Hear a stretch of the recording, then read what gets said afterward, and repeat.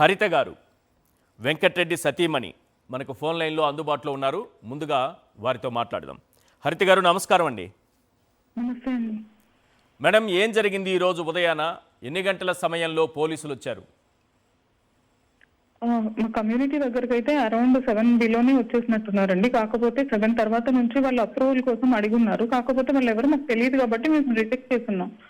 కానీ తర్వాత 2 సార్లు రిజెక్ట్ చేసిన తర్వాత మాకు ఎందుకో డౌట్ వచ్చి వాళ్ళకి ఫోన్లు చేస్తుంటే వాళ్ళు నంబర్ పెట్టిన నంబర్స్ కి లిఫ్ట్ చేయట్లేదు. తర్వాత ఒకటేసారి సెక్యూరిటీని తీసుకొని ఇంటి దగ్గరకు వచ్చేసి వెలుగొట్టేశారు. అలాగే లోపలికి వచ్చేసారు. తర్వాత వచ్చిన వెంటనే మా ఇద్దరు ఫోన్లు కూడా ఈవెన్ వెళ్లే వరకు కూడా సిఐ గారి చేతిలోనే ఉన్నాయి మా ఫోన్లు కూడా. వచ్చిన తర్వాత మీ మీద కేసు ఫైల్ అయింది, ఆ విషయం ఇన్ఫార్మ్ చేయడానికి మాత్రమే వచ్చామన్నట్టు చెప్పారు. ఓకే. తర్వాత ఇన్ఫార్మ్ చేయడానికి వచ్చామని చెప్పి మళ్ళీ తర్వాత లేదు, మీరు స్టేట్మెంట్ రికార్డ్ చేసుకుంటాము, మీరు రిటర్న్ గా స్టేట్మెంట్ ఇవ్వండి అని చెప్పి స్టేట్మెంట్ కూడా రాయించుకున్నారు. ఏమని రాయించుకున్నారు స్టేట్మెంట్? మీరు ఎక్స్ లో పోస్ట్ పెట్టారు కదా, అది వేరే వాళ్ళు దాని మీద కంప్లైంట్ ఇచ్చున్నారు. మీరు ఆ స్టేట్మెంట్ కి కట్టుబడి ఉంటారా? పోస్ట్ పెట్టున్నారు కదా, సో అది మీ ఇష్టపూర్వకంగానే పెట్టారా, మీరు ఎలా పెట్టారు, ఏ ఉద్దేశంతో పెట్టారు అని చెప్పేసి అడుగున్నారు. అంటే టీటీడీ మాజీ ఏవిఎస్ఓ సతీష్ మరణానికి సంబంధించినటువంటి పోస్ట్ అది, అవునా? అవునండి. సో ఆయన పెట్టినటువంటి పోస్ట్ పైన దీనికి మీరు కట్టుబడి ఉన్నారా అన్నట్టుగా వాళ్ళు సంతకం పెట్టించుకున్నారా? ఇంకేమన్నా అడిగారా? అది అడిగారండి. తర్వాత మామూలుగా పర్సనల్ డీటెయిల్స్ అవన్నీ కూడా అడిగి ఉన్నారు. ఓకే. మీరు ఎవరైనా అంటే మీకు కావాలని ఎవరైనా పెట్టించి మోటివేట్ చేసి ఆ పోస్ట్ పెట్టించారా, లేదంటే మీరు మీ అంతటా మీరు ఓన్ గా పెట్టున్నారా, లేదంటే మీరు ఎలా అంటే అఫీషియల్ గా జగనన్న కనెక్ట్ అనే పేజ్ లో కూడా వచ్చింది కదా, సో మీ పార్టీ ఏమన్నా మీకు చెప్పి పెట్టించిందా అని కూడా అడిగారు. లేదు, అది నా ఉద్దేశపూర్వకంగా నేను అధికార ప్రతినిధిగా నా ఉద్దేశం దాంట్లో పెట్టాను అని కూడా ఈయన సమాధానం చెప్తున్నారు. ఓకే. అయితే దాన్ని తీసేస్తారా ఇట్లా అంతా కూడా అడిగారు. లేదు, నేను పెట్టిన దానికి నేను కట్టుబడి ఉన్నాను అని కూడా ఈయన చెప్పారు. అదంతా రిటర్న్ స్టేట్మెంట్ కూడా తీసుకున్నారు. ఓకే. తీసుకున్న తర్వాత నేను నోటీస్ ఇవ్వడానికి మాత్రమే వచ్చామని చెప్పారు. మళ్ళా తర్వాత లేదు, తీసుకెళ్తాము, అరెస్ట్ చేస్తున్నామని కూడా డైరెక్ట్ అవార్డు కూడా యూజ్ చేయలేదండి. పదండి వెళ్దాము, విచారణకు పిలుస్తున్నాము అనేసి అన్నారు. పదండి వెళ్దామంటే ఏంటి వాళ్ళ ఉద్దేశం?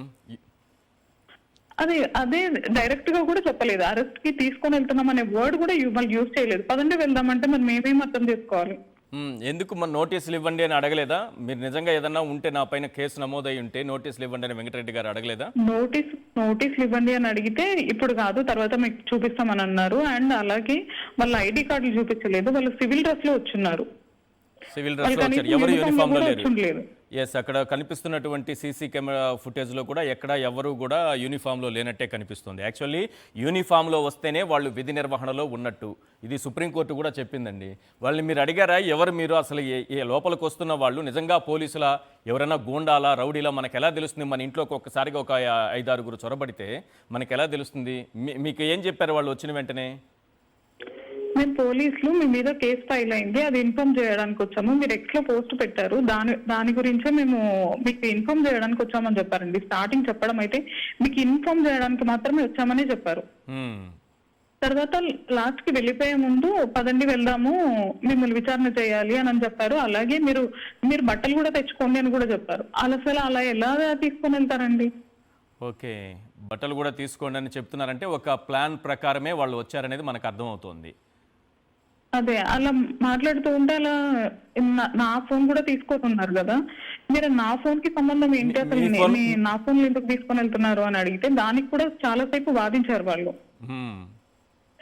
అసలు అంతసేపు లోపల ఉన్నప్పుడు వాళ్ళు మాట్లాడిందంతా కనీసం ఒక ఫోటో తీసుకోవడానికి కానీ ఒక వీడియో రికార్డింగ్ కి కానీ ఏది అవకాశం లేకుండా చేస్తున్నారు. ఆ సమయంలో ఇంట్లో ఎంతమంది ఉన్నారండి మీరు? నేను మా పాప ఉన్నామండి, చిన్న పాప 6th క్లాస్ చదువుతోంది.